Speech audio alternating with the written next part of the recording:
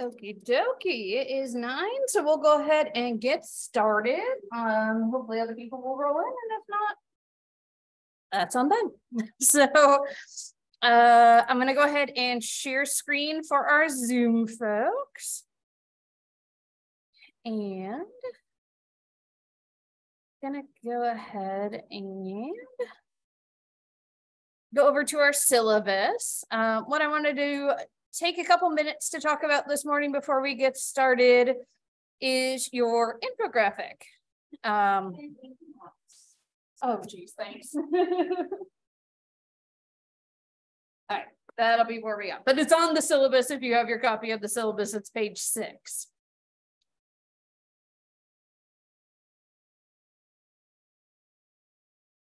All righty. So hopefully everyone's chosen your myth by now. Hey, come on in. And turn that in. If you haven't done your outline yet, definitely get that in soon. And then a little under a month away, the actual infographic is due. So I wanted to talk a little bit about what that entails. So again, reminding you of the premise, you're going to choose a myth from psychology, and your infographic is going to be about why that myth is not accurate. And so on your infographic, you're going to explain your myth, you're going to have information, and this can be from scholarly articles, it can be from, web articles. It doesn't have to be fancy, but just like information refuting that myth. You get to do some fun with your design and then like spell check it, right? To make sure that you don't have glaring errors. Yeah. It's not like a paper, right? No, it's just the infographic. Okay. Yep. Yeah. And let me see. Yeah, definitely. Sure.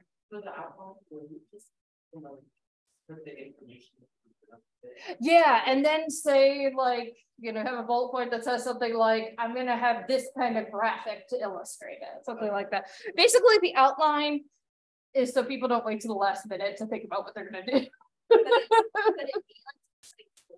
Definitely, the outline should be bullet points. And actually, the infographic itself can be bullet points as well.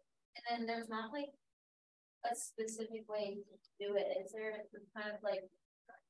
Yeah, that's what I'm going to try to jump on and show you guys. And if I haven't put this on your Blackboard page, I'll do it today. But there are sites you can use to do it. And this is the first time I've done it in intro, but I've done it in my WGS class. So I'm going to pull up examples from them. And is our infographic, is that what we're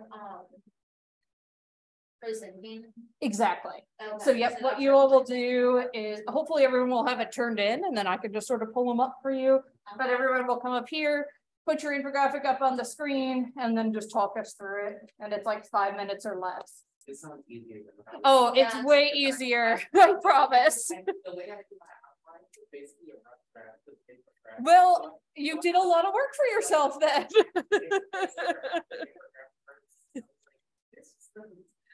Yeah, no, I get it. Like, I didn't think we're wrong, and I'd be waiting to kind of like ask. Like, Yeah, and that's why I wanted to make sure I did it now, so people have plenty of time to work on it. I've been using Canva. Yes, Canva, highly recommended. Canva. It's like it's a glue. They put on. Yeah, so I was searching for like a Microsoft app of mine, but I couldn't find it. yeah, let me.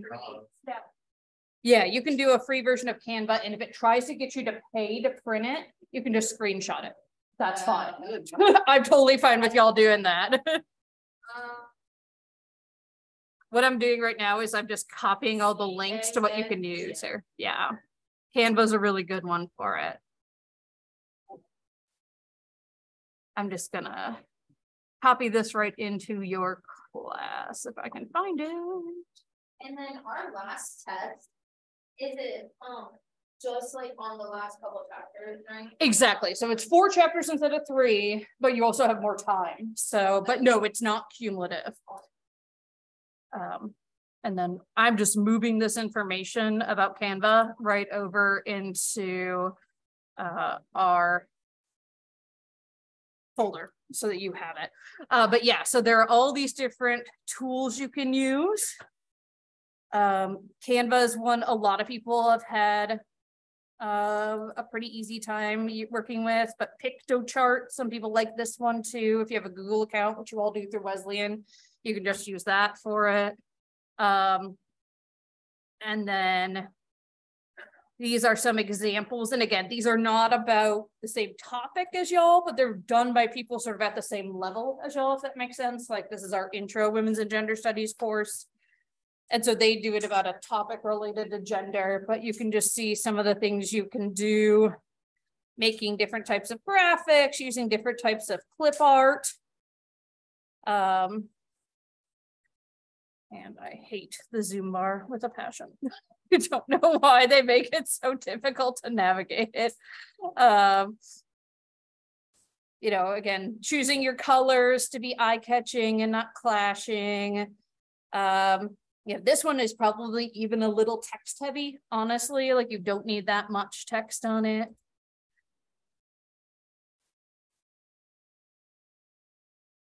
So again, and Canva and these other programs make it real easy to make these. So you just, you know, make it eye-catching, make it, think of it as a poster that you could in theory print out and like post all over campus, be eye-catching, and people could learn about the myth, basically.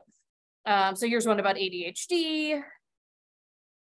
And again, just trying to give you some different ideas of what they can look like.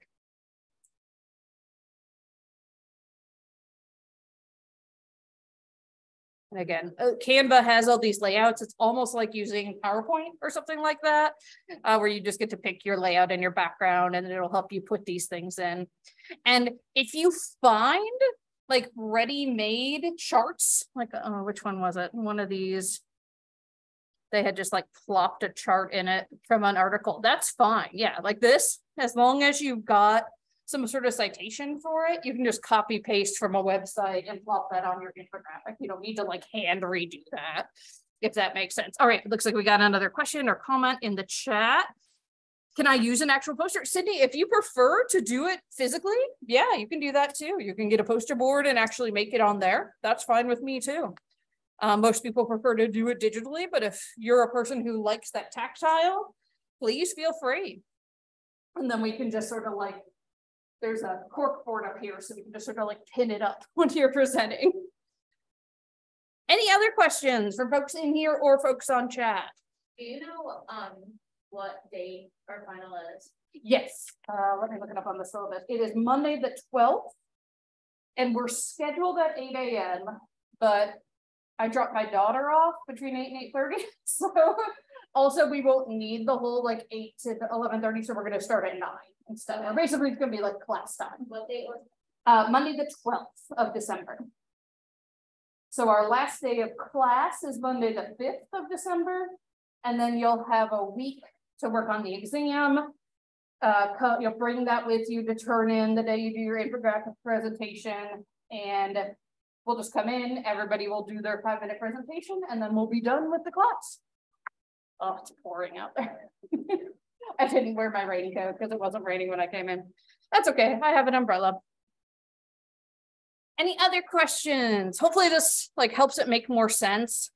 Yeah, I would say my biggest comment, and I obviously don't have any of these posted. There was one that was kind of close to it. Like, so, this is a little text heavy. But I've had people who basically like treat it like they're writing a paper and just kind of like put giant paragraphs on there. Like, it's not that. Again, like imagine if you're like waiting at health services or your primary care doctor and this is on the wall, right? You want people to be able to read it pretty quickly. For the PECs, since we like one of them was already 3 credits, how do you want like paper?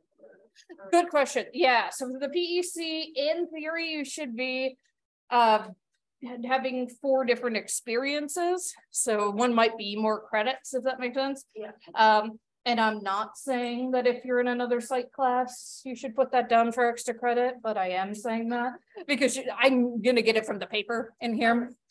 And I know that hopefully by Monday, I'm gonna have another study posted too for y'all to participate in. So we have a draft of it. It's just I'm meeting with my research team at noon to make sure we're don't have typos and all that good stuff. So Okay. but yeah, and then you can also find scholarly articles and I can help you find those if you need them. Okay. Thank you. Yeah, no problem. Good question. All right, I'm just gonna check my participants because I think a couple of the people signed on to Zoom while we were chatting. And I want to make sure that I give them, I mean, not really credit for being here, but again, like I mostly use this for if I don't see you for several days, you'll get an email from me like, are you okay? Alrighty. There we go.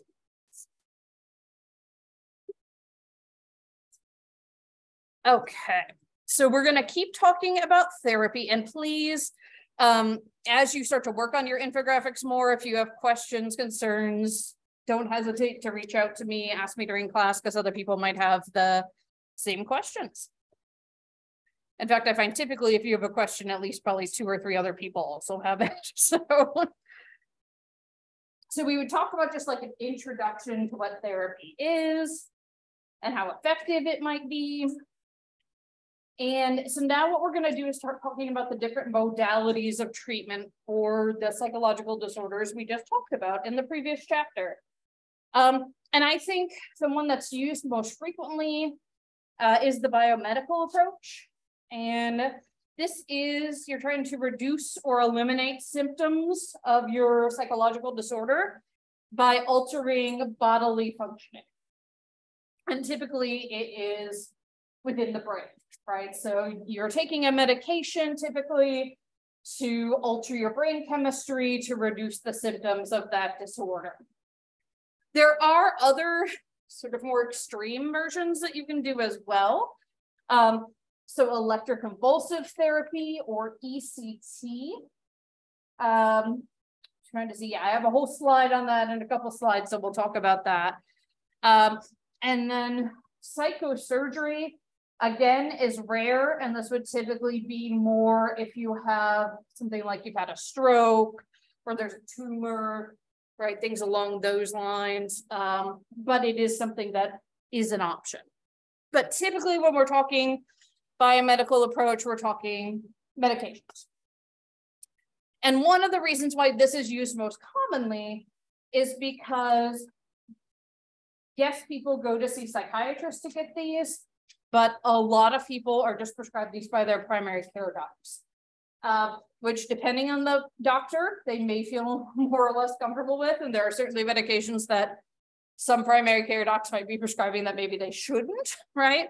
But like if you go to your doctor and you say, hey, I'm feeling depressed, it's pretty easy for them to write you a prescription for a low dose antidepressant. And so there are different types of drugs, medications that target specific symptoms, and they all primarily affect the brain and help reduce the symptoms by typically altering neurotransmitters within the brain. For anti-anxiety drugs, which are sometimes called anxiolytics, we got to have fancy terms for everything. You've got things like benzodiazepines and buspirone. So these are things like Xanax and Valium. So these reduce tension and anxiety, but they can have, depending on your dosage, they can have really negative side effects. Like you can kind of end up feeling like a zombie. And really interesting, like fun fact from history, not really that fun, is that a lot of stay-at-home moms in the 50s and 60s were put on things like Valium because a lot of them were like, had college degrees and wanted to be out in the workforce, but were sort of forced to stay at home. And so they were actually referred to as mother's little helper back then. A little scary. Now, something really interesting is that some of the antidepressant drugs also work as anti-anxiety medications. So that tells you that these have similar pathologies in the brain. So the old school antidepressants are the tricyclics. They were once really widely used. They're still used to some extent, but I would argue that these other two we're going to talk about have really taken over more in popularity. But there are things like Tofranil or Elavil. And what they do is they block the reuptake of norepinephrine and other neurotransmitters. Real quick, reuptake. So what happens when you have two neurons who are trying to communicate is, so here's the end of one neuron, here's the start of the next neuron. Neurons communicate with electrical impulses, but if we try to jump those across the synapse, you're basically like short-circuiting your brain every time you try to do anything. It's a bad idea, right? So we have chemical messengers called neurotransmitters that go across that synapse. And what happens with people with certain disorders, like depression, is they're low in those neurotransmitters. So what these reuptake ones do is, so let's say this one puts out some neurotransmitters, this one's not being as effective at getting them back. The brain doesn't, well, the body in general doesn't like to waste anything. So this one acts like a vacuum and kind of sucks back up the excess. And so what these reuptake inhibitors do is it's like they clog the vacuum. And so then the neurotransmitters stay here more often for longer. And that means they have more time to get over to the other neurotransmitter, which eventually helps you feel better. And I say eventually because a lot of antidepressants take anywhere from 2 to 8 weeks, so 2 months, to really kick in. This can be really frustrating for people who are feeling very depressed, get a medication so they have hope, and then like it doesn't start working right away. The tricyclics had a lot of negative side effects, which is one of the reasons they're not used as much anymore. In particular, weight gain is a side effect. Again, sort of that feeling numb or like a zombie. And a problem with tricyclics, especially giving them to antidepressant people who may be suicidal, is that you can overdose on them. So they are lethal in excessive doses. There's a brilliant psychologist named Marsha Linehan who works a lot with people with suicidal ideation, and she has a motto, no lethal drugs for lethal patients, right? So she would not recommend this for someone who is suicidal. And then MAO inhibitors, or MAOIs, are monoamine oxidase inhibitors. MAO is an enzyme that breaks down some of the neurotransmitters in your brain, particularly serotonin and norepinephrine. And so essentially what these do is they block that enzyme and they say, don't break these down as much. And so then similarly to the reuptake inhibitors, that means there's more neurotransmitters floating around in the synapse. And that means that this receiving neuron gets more chance to suck them up.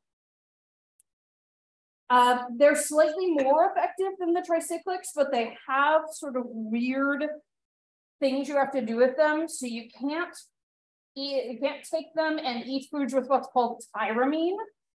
And this includes a lot of foods that people love, like beer, red wine, and the worst one for me, cheese. So you can't eat a lot of cheeses if you're on MAOIs. So for some people that makes them untenable, right?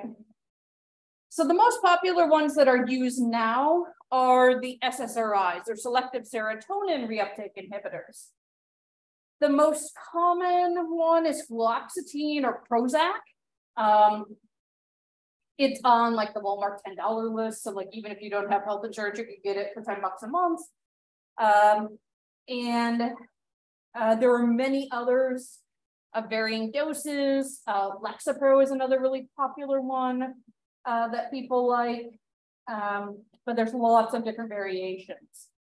SSRIs pose no unique risk of suicide or violence. Basically, like, it's nearly impossible to overdose on them. Obviously, you can always overdose on anything.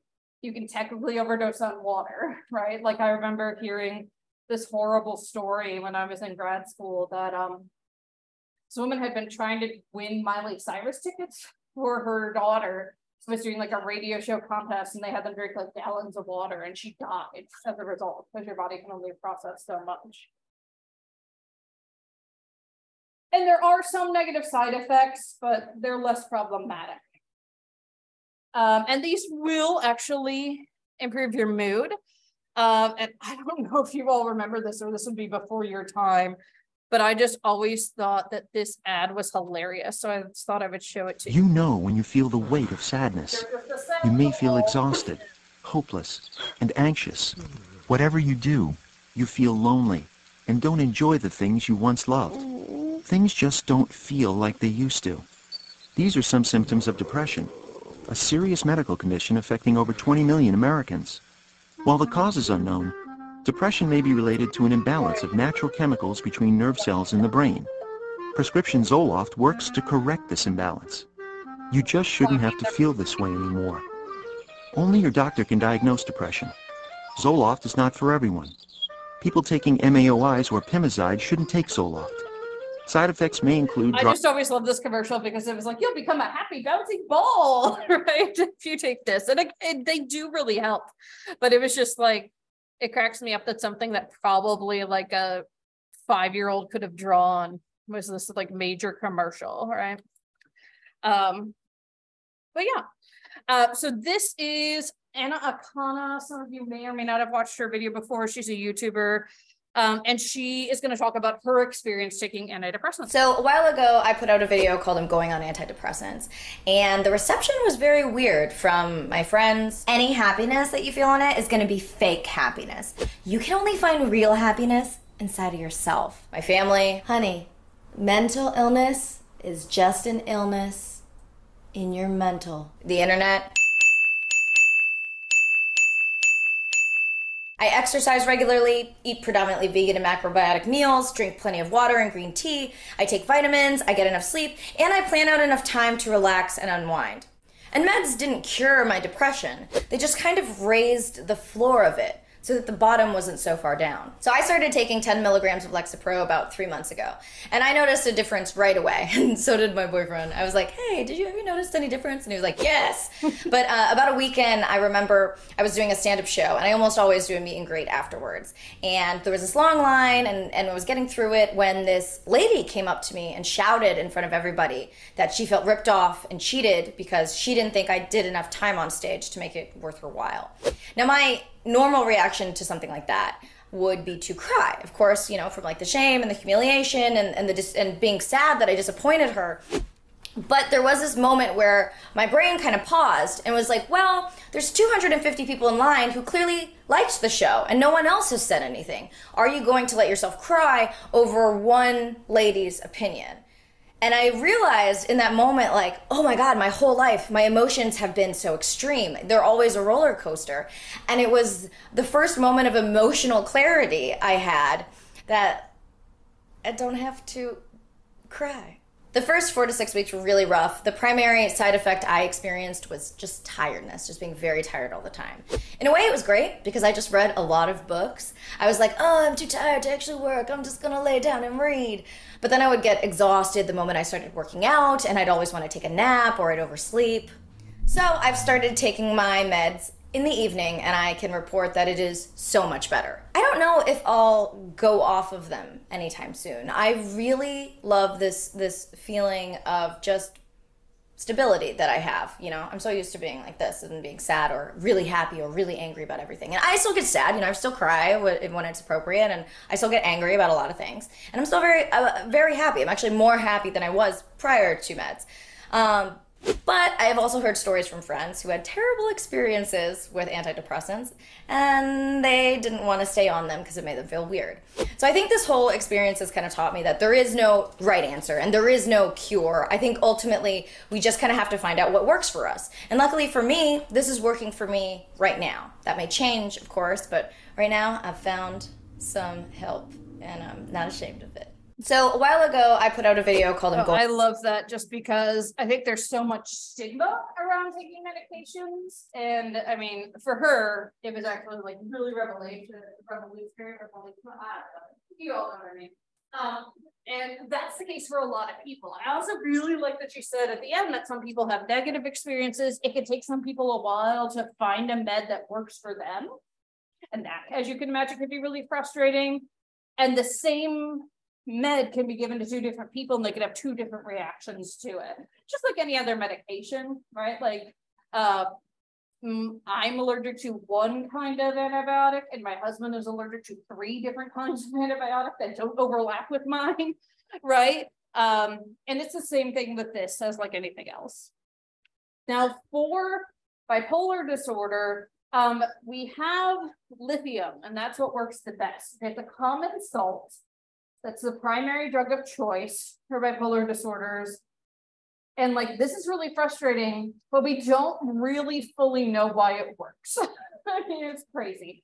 But you need to be very, very careful with lithium because you have to monitor the levels in the bloodstream because you can get toxicity from it. So one of my scariest experiences while I was on my internship here was I had a 17-year-old who came to me that her primary care doctor had put her on lithium and like wasn't doing any of the blood monitoring. And I was like, before we do anything else, we're getting you in with a psychiatrist and getting that checked, right? Because that could be fatal. So that's why I say there are certain things that primary care docs should not be prescribing. There are also other medications that are anticonvulsants. So medications we've been given to people with seizures that also work for bipolar disorder. And again, we don't really know why. That's a little bit frustrating to me that like, they're sort of like, just take this, it works. And you're like, why? And they're like, I don't know, just do it. But I think for people who have these disorders, it's like, if it works, great. But things like Tegretol and Depakote are examples of those newer anticonvulsants. There are risks of antidepressant for children and especially for teens. And I think we talked about this previously. So there were FDA hearings on the risk of suicide in 2004. So this is like, as I was starting grad school. So we learned in grad school about these black box warnings that are now on these medications. And basically say like, this could raise the risk of suicide. And it's because essentially when you're so depressed, you like don't have motivation to do anything or act on anything. And like, when you get these medications, and for some reason, especially in teens, it can give you like just enough energy to essentially carry out a suicidal plan. So we just have to be careful. And again, I'm really biased since I'm a psychologist, but I think that if you're going to take medication, you should also at least initially have some therapy. Okay, so antipsychotics. So these would be for people with schizophrenia and the other psychotic disorders. The first generations here are the neuroleptics, and these reduce the positive symptoms. So these get rid of or reduce the hallucinations, hearing things that aren't there, and also the delusions. But they don't treat any of those negative symptoms at all. Yeah. They're called, like vice versa, they're called positive, because it's like something that is happening. Right, exactly, yeah. Positive is very, yeah. It means that like there's something above or added on to what someone else would have. Is that the same thing? I know we're not even worried about this, but like positive reinforcement doesn't mean it's positive, right? Exactly, yeah. Because that they're like doing something. Exactly, because yeah, there is actually, and it always sounds like an oxymoron, but there's positive punishment. And that's where you're adding something they don't want to get a behavior to stop happening. Right. So like yelling at someone is technically positive punishment, whereas we definitely wouldn't say that it's positive to do that, Yeah. right? Yeah, it's such a good question, yeah, because it's a weird use of positive, right? It doesn't mean like, you got superpowers, right? It means like, this is something you experience on top of sort of normal experience, whatever normal is, right? But yeah, really, really good question. But yeah, so these are not treating the negative symptoms. And then if you take them too long or in too high doses, you can get this really severe side effect called tardive dyskinesia. And this is where you have involuntary movements of the tongue, jaw, trunk, or extremities. And then super rarely, you can get a rare but fatal condition characterized by muscle rigidity and elevated blood temperature. So again, if someone's being put on these, they need to be really carefully monitored. The second generation antipsychotics are called atypical, and these treat both the positive and the negative symptoms.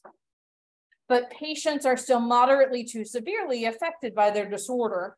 So people have to kind of weigh, like, do I maybe want to try to get rid of all those quote unquote positive symptoms, or do I want to try to tackle both at once? Obviously, and again, your psychiatrist will know what interacts, what doesn't, but you could put someone on like a neuroleptic and an antidepressant to combat some of those negative symptoms, right? And in fact, people with more severe mental illness, like bipolar disorder, schizophrenia, often have sort of a cocktail of medications they have to take to control their symptoms. Just like any physical illness that's complicated. All right, so this is a chart that kind of shows you the types of drugs that work for various things. And it's really interesting because some, like agoraphobia, for whatever reason, it's specifically like the tricyclics and the MAOIs. The SSRIs don't work for it. I don't know enough about neurochemistry to know why that in particular is. But again, this is why after psychiatrists finish med school, they have to do a residency for 3 to 5 years because they have to learn all these nuances. And particularly if they're doing children, that's the 5-year one, because then you've got to learn like what's safe to give kids at different ages, things like that. How like taking like Advil or Lean stuff can affect like your liver or your kidneys? Can these have that same like effect on your like body as well? Yeah, that's a really good question. Any medication you take, yeah, it could in theory have sort of long-term effects. There are lots of studies though showing that particularly the SSRIs, for example, are really safe over time. And they've been out for so long that people have been taking them for like 30 years continuously and not had really negative side effects. But yeah, with anything, you need to kind of watch that, right? Watch for those levels in the blood and things like that. Yeah, I think it's like, you're not supposed to take Motrin or Advil after you've been drinking because it like doubly taxes your organs. So I think you're supposed to take Tylenol when you've been drinking. Life advice from Dr. Myers. But yeah, any medication, and that's true of like blood pressure medication. My dad used to take statins for his cholesterol, and he can't now because if he takes them, they make his joints hurt, for example. So it's just, yeah, figuring out what works with your body chemistry, things like that. All righty. So I mentioned electroconvulsive therapy, and this is used to treat depression, but can also be used to treat like schizophrenia and other severe psychopathologies. This is a last resort. You try everything else first. You try medication, you try therapy, you try different medications. Because what you do is basically hook the person up to some electrodes, and you apply a brief electrical current on the brain that gives a brief, small seizure. Now, if you watch this in old movies, it's horrific. And truly, like, I have footage, I'm not going to show you all because it's really disturbing, but of people when they actually used to do this, and they would have a full-on seizure, right? And like sometimes dislocate their shoulder and things like that. Now when they do it, they do a lot of precautions. So they'll give you like a muscle relaxant so that you don't do that. You're often sedated as well. And they might restrain you. And usually they do 6 to 10 treatments. And it's effective for very severe cases. There are some side effects that you can get. One of them, a possibility, is some memory loss. And I did do a neuropsych eval on someone when I was in grad school who did get some short-term memory loss as a result of undergoing ECT. Again, we're not totally sure why this works, but our best guess is it's kind of like when your computer's acting up and IT tells you to turn it off and turn it back on. Like it's kind of that type of resetting, rejolting. And then neurosurgery or psychosurgery. I mean, this goes all the way back to, if you remember, we talked at the beginning of the semester about the trepanation where they drill holes in your head, right? We're much more ethical and careful now. But this would be if something is truly going on in the brain, they try to remove the injured sections. And then I do have a video about a really cool new treatment that is a biotreatment called TMS. They're going to explain it, but this is another treatment that can be used for severe depression. What we're actually treating is the left prefrontal cortex of the brain. We're seeing lack of blood flow to this area of the brain where we think it's impacted by depression. With this magnetic impulse that we're sending to that area, what we're seeing is increased blood flow to that area and ultimately alleviation of the depressive symptoms. So it's a giant magnet and they just kind of send pulses through your brain and it helps you feel better. Sit down for transcranial magnetic stimulation. The probe will be placed on your dorsolateral prefrontal cortex. It's an unusual feeling, like someone tapping on your head, but it's not painful. Some individuals are a little bit more sensitive to it than others, but in general, it's fairly well tolerated. So you're receiving good therapy, you're eating healthy, you're doing these things to help your depression get better with the support of Roger's team. At the same time, we're activating a part of your brain that has been dormant for a while, likely contributing to your depression. And when you do healthy living, psychotherapy, and you're waking up this part of your brain through the TMS, you have a better chance of feeling better and overcoming the depression. So it's important in our view to make sure that you're not just relying on transcranial magnetic stimulation to help you feel better, but you're doing some of the other things necessary to get the improvement.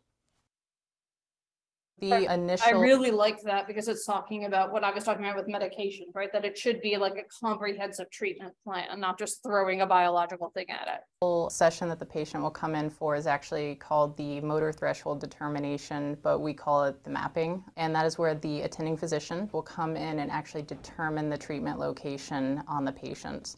The mapping involves using single pulse stimulation over the motor cortex to stimulate the right thumb. Once we get that involuntary response in the right thumb, we know that we're in the general vicinity. The attending physician will then move around slightly millimeter by millimeter until we pinpoint the most precise location. From there, we determine how much energy is needed to actually penetrate the skull and the skin and muscle to hit that location again and get the same response. We move into treatment location and we perform the first treatment. The patients following treatment start with the TMS technician going over a couple of review questions. You know, how did you sleep, any pain, discomfort from previous treatments, etc. After that, we get the patient set up, make sure they're positioned correctly. Then we actually place the treatment coil on the scalp. Treatment now is only 18.5 minutes. We recommend 30 treatments, which would be considered a full course. Treatments are Monday through Friday, 5 days a week. Treatment's done, we take the patient out of treatment position and they are good to go. And obviously that's just an ad for that hospital, but I thought that was a nice video explaining this, right? And kind of explaining, again, this non-invasive way to treat depression that we're still learning about. All right, so next we're gonna start talking about types of talk therapy. And when we do that, we've gotta start with the psychodynamic or psychoanalytic model. And this is Freud, because it was the first talk therapy. So he was the first one to figure out that you could just sit down and talk to somebody and that could help them feel better. Prior to Freud, there were some people who were doing this, but they were always hypnotizing the people because they thought if you put them in a trance state, they'd be more open to talking about things. And Freud actually trained with some of those people, but then he was like, what if we just didn't do that whole hypnosis thing? Let's see what happens. And so what they found is that it actually still works. And so some of the techniques that you use are free association, where the client is asked to describe any thoughts or feelings that come to mind, even if it seems unimportant. Resistance. So you process anytime the client seems like they don't want to engage in therapy, they're late to therapy, they're missing sessions. What's going on? What did we bring up that's making you not want to engage? Transference is what happens when patients, clients will sort of project onto their therapist things that are happening with other people in their lives. They may see their therapist as like a parental figure, for example. Countertransference is when the therapist unconsciously expresses their own feelings towards the client. So they might be like a little more nurturing to one particular client than they would with other clients because that client reminds them of their child. Catharsis was a big part of this, and honestly is a big part of any type of therapy. I really like that on The Sopranos, when Tony Soprano went to therapy, he described it as like taking a shit. The idea that you get it out of your body and you feel better. And Freud was also super into dream analysis and dream interpretation. So he would examine what you actually dreamed, which he called the manifest content. And then he would really analyze what he called the latent content or the actual meaning of the dream. So traditional psychoanalytic Freudian therapy involved coming in and laying on his couch. So this is his couch, the actual one in his house in London. And then the therapist would sit behind you so that they were a blank screen you could project on. Current trends, we're seeing more short-term psychodynamic therapies, and they seem to work pretty well. And then also relational psychoanalytic therapy, which really focuses on important relationships in your life and how altering those might alter how you're doing. All right, so this next one is a goofy representation, but you sort of see some of the major techniques in psychoanalysis here. This sometimes humorous reenactment of a psychoanalytic therapy session, based on an actual case, effectively shows the principles of free association, transference, resistance, and dream interpretation in action. I really don't have much to talk about today. Nothing much has happened in the last 24 hours. So one thing he'll say is he's saying nothing much has happened in the past 24 hours. True, pure psychoanalysis, you go every day. Kind of like TMS actually, but you're going for like an hour. Work today was boring. So I really don't have much of interest to talk about. So I want to answer Alex's question real quick. So the way he studied dreams was just having people talk about them. And actually, it's a really similar technique to what we're going to see with free association here. So Freud's big thing was getting people to talk about their lives, talk about their dreams, and then therapist interpretation. So based on sort of themes that he saw over and over, he would interpret the dreams. And so Freud never said, here's a dream diary, and if you dream about a snake, it means this. For Freud, you needed the individual context to interpret dreams. Really good question, Alex. When you left here yesterday, you seemed kind of anxious about a date you had last night. Oh, yes. I don't know why I forgot about that. The whole reason I came to analysis was to figure out what goes wrong every time I start dating a woman. Anyway, the date last night was pretty much a bust. I felt awkward and inept.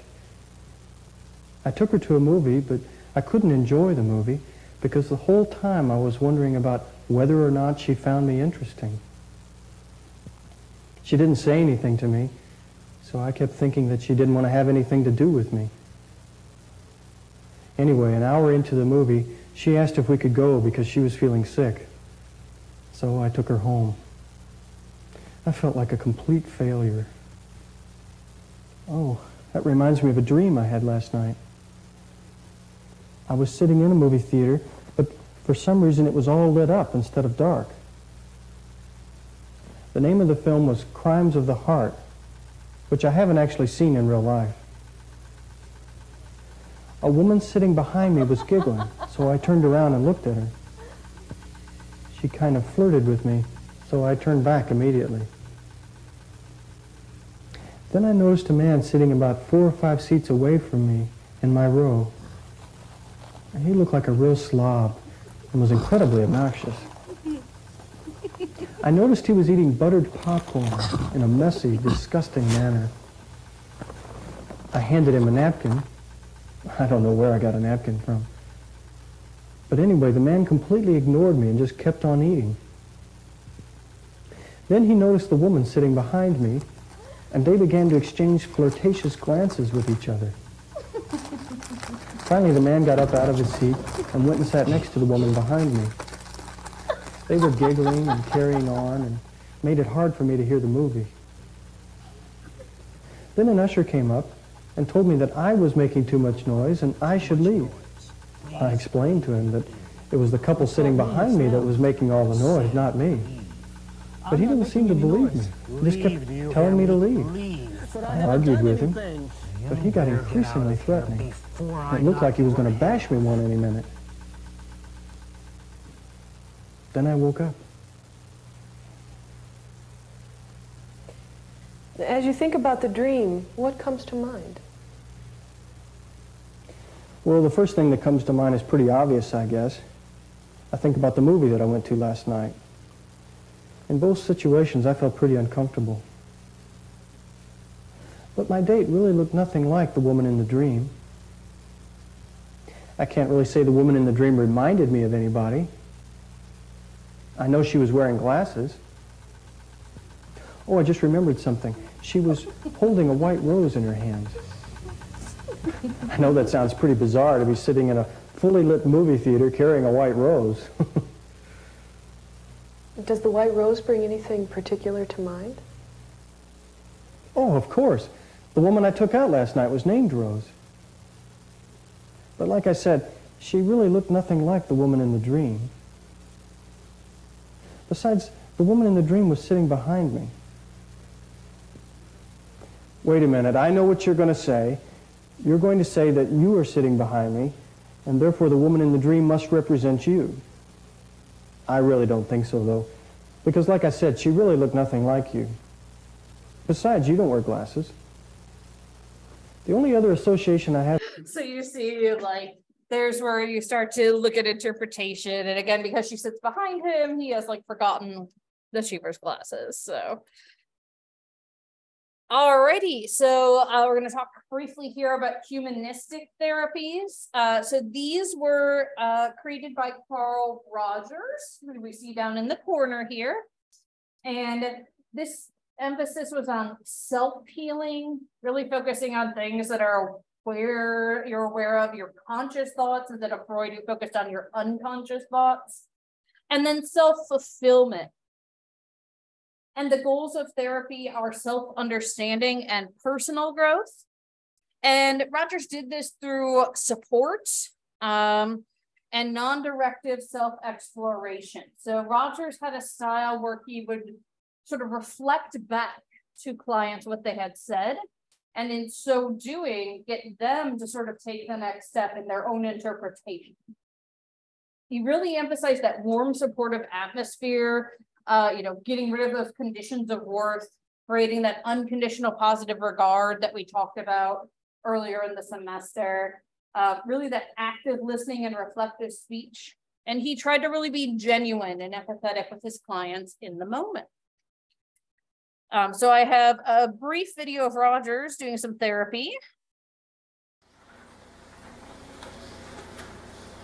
I'm going to just skip ahead to where they start talking. I was invited to volunteer, and I happily accepted. I'm I want to do this, and it was an opportunity presented to me, so I'm here. Okay. And I'm feeling quite frightened. And I have not picked out for myself any agenda right now.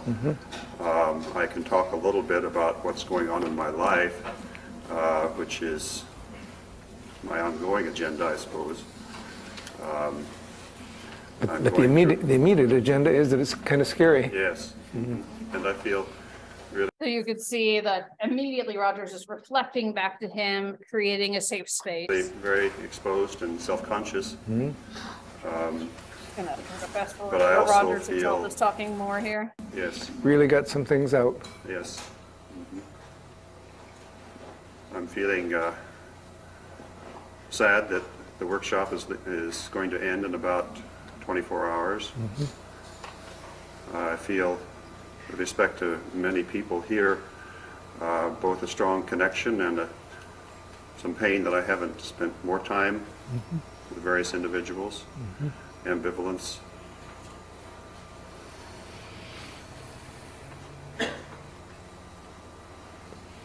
And now I'm feeling what Rogers just did there is a really tough skill to learn in therapy, which is we as people want to jump right in always, right? And you use the therapeutic pause to see if that person has a little more to say, right? And so Rogers is doing that there.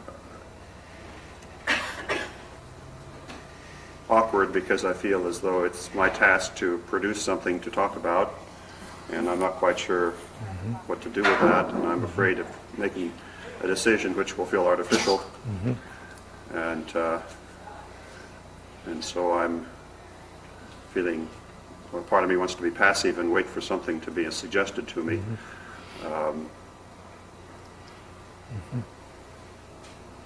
It is kind of a tough spot because you don't want to produce a problem. If there is anything you want to talk about, you want it to be real. That's right.